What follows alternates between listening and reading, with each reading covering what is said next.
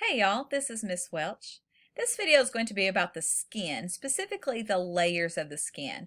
We're going to look at the epidermis, the dermis, and the hypodermis individually and look at the structures and functions of each layer. So let's get started. Let's start by just looking at this overview of a layer of skin. So if you look at this skin, you can see that the skin is divided into three general layers. You have the epidermis here at the top, the dermis in the middle, and the hypodermis at the bottom. Now we also call the hypodermis the subcutaneous, so you may hear either of those terms when you're looking at that third deepest layer of the skin. A couple things you can notice. You can notice that the dermis is the largest section, that the epidermis and hypodermis are much smaller. You can see that there's a lot of embedded structures within, and we're going to go through each layer and talk about what structures would be in each layer. Let's take a look at the epidermis. So this is a zoomed in diagram of the epidermis itself, and the epidermis is made of 5 separate layers.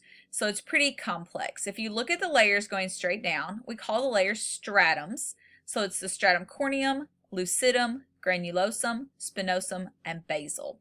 So we're going to talk about each one and the functions and kind of components of each one, but let's start from the bottom and go up, because that's kind of how the cells are created and then pushed outward toward the top of your skin.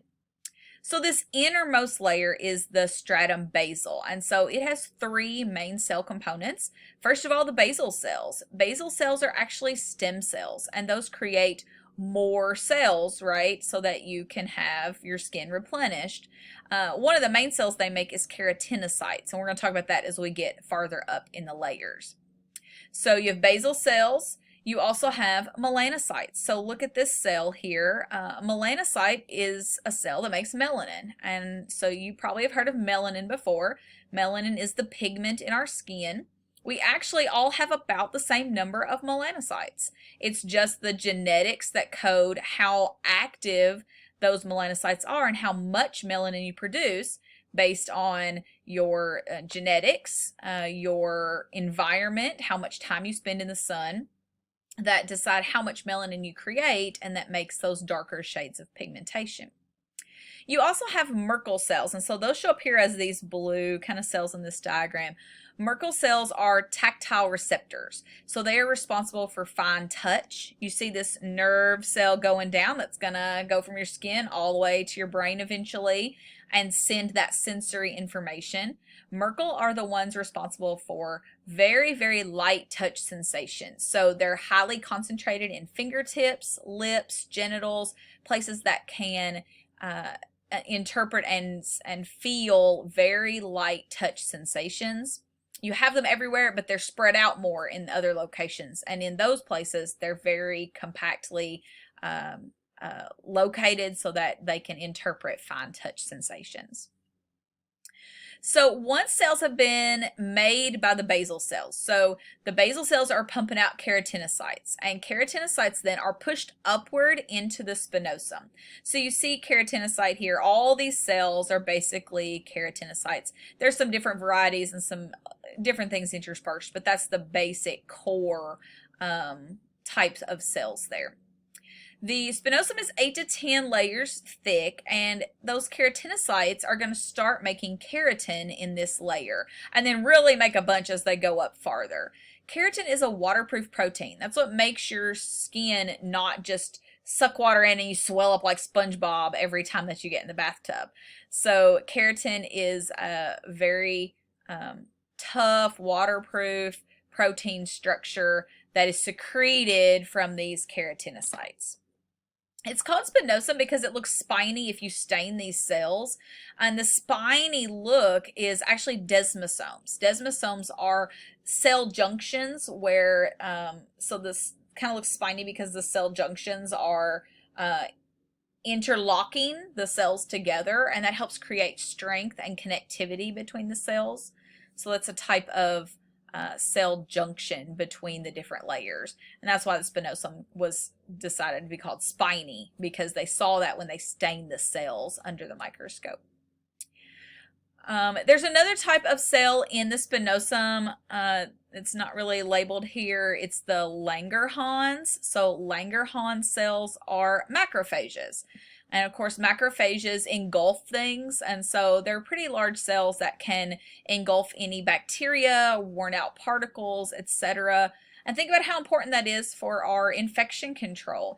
If something by chance did get into the skin, this deeper layer, before you get into deeper stem cells and living tissue, this layer can help find any bacteria and engulf it and get rid of it.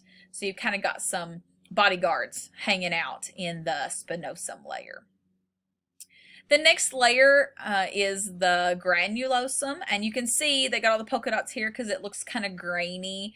That graininess is because things are starting to dissolve, okay? The cells are starting to die. You can see here we have nuclei, but then in the next layer we don't. So these cells are starting to die. They're getting farther away from nutrition and blood supply, and so they're flattening. Nuclei are dissolving, and so it gets this grainy appearance from that and from these lamellar granules that are just embedded in the cells. This layer is also important for waterproofing. It's where you make the most keratin. You start really pumping up that waterproofing effect by pumping out a lot of keratin before the cells die. When you get to this next layer, the lucidum, fun fact, lucidum is only in thick skin. So thick skin would be your palms, soles of your feet. And so you only have this fifth layer in thick skin. Thin skin would skip this layer. So everywhere else, like the back of your hands, your arms, shoulders, legs, whatever, would only have 4 layers of epidermis, whereas the thick skin has 5. So the lucidum, you can see the cells are pretty much dead. The nuclei, they've got a pale 1 or 2 in here. They're almost gone and dissolved. It looks almost translucent. There's some extra waterproofing proteins being made here. Elidin is one. That's where the lucid, the translucent comes from in its name. But again, kind of a last ditch waterproofing and protection. Think about how tough your palms and your soles are. It gives that extra protection, extra layer to the skin. And then last, of course, is the corneum. And so corneum is another way to say it's keratinized or has all that waterproof protein in it. And as you can see here, these layers are kind of sloughing off, right? Your skin cells can fall off as they die and are dead and dry. And so this is usually 15 to 30 layers deep, so that you have a lot to go through before you get down to the living layers. But this is our protection, right? It's a barrier between us and the world so that germs and pathogens cannot get in and give us trouble, right? So how do you remember these layers in order? This is a good place for a mnemonic, right? Where you can make the first letter of each word into something different that's easier for you to remember. I'll give you a couple. If you look these up online, you can find tons of them or come up with your own that's meaningful to you. But one that I've heard before is from the bottom up is before signing, get legal counsel. That's good advice for life, right? So that goes from deepest to most superficial. Before signing, get legal counsel. And then I have one that was made up in a class of mine a long time ago that goes from superficial to deep, which is curvy legs, get silly boys.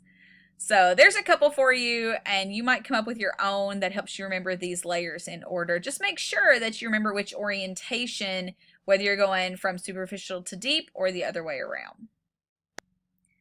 All right, let's move on to the dermis. So this is a micrograph that extends all the way through the epidermis and down into the dermis. This is the epidermis, this darker pink here that's kind of got the waves in it, and all this up here, right? That would be the corneum, those outermost layers. All this pink then is dermis, and so they've got it marked here. The dermis has 2 layers instead of 5. The top layer is the papillary layer, and you can see it kind of looks a little smoother, right? And then when you see it change shape and get this more white spaces and whatnot, this is the reticular layer. So papillary layer, much smaller, reticular is larger. The papillary layer is the one that touches the epidermis, and it is made of loose areolar connective tissue, which is kind of networky. It's got fibers, collagen, and things embedded in it to give it some structure and some connectivity to the basal layer. You can find adipocytes here. You can find macrophages, so a lot of cushioning, a lot of connection to help attach the epidermis, and that's what these waves are. So if you look at these waves, remember we're really zoomed in with the microscope. These are like your fingerprints. These are called dermal papilla. A papilla is usually like a stick out. And so these are called dermal papilla, and this is what causes the ridges of your fingerprints. The indentions of epidermis down into the papillary layer of the dermis is the ridges that we see in fingerprints and palm prints and footprints and all that good stuff. The reticular layer is deeper here. It's made of dense, irregular connective tissue. That's why you kind of see all those spaces. Lots of collagen, right? And collagen is our firming up protein. And so that like box springs underneath the skin to help hold it up steady and firm. That's why people get those collagen injections, right? To replenish that area of those proteins that help hold everything together.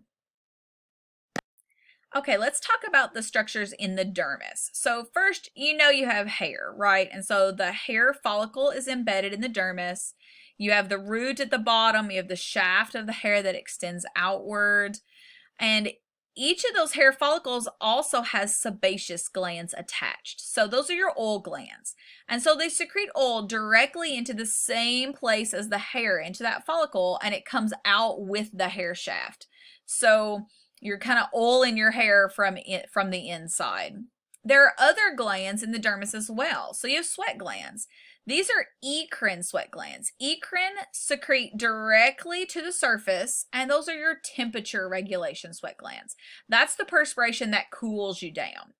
You also have apocrine sweat glands, and those aren't on this picture, but they would secrete into the hair follicle. Those are your puberty-based sweat glands, the ones that cause everybody to be stinky, the ones that are located more in your groin and armpits, and they secrete sweat more based on emotion and things like that. You also have receptors here. So you can see this says it's a Pacinian corpuscle. Those are touch receptors. So you have nerve cells for both deep touch, where you feel like massage and deeper things, and then you have those ones that went all the way to the top, the Merkel ones that were for more tactile, fine touch. So you have deep touch is the Pacinian kind. You also see you have blood vessels everywhere, and see, look, they don't go into the epidermis, right? They're just nourishing the basal layer from just this side of the dermis. So the epidermis is avascular and the dermis is vascular. That's how we can get a paper cut and it doesn't bleed. It's because you didn't get deep enough to hit dermis. You're just getting those top epidermal layers. This is a cool muscle. You actually have some smooth muscle that connects your hair to the hair follicles and to the skin. That's the erector pili, and it causes your hair to stand up on end, like with goosebumps and things, right? Your hair stands up.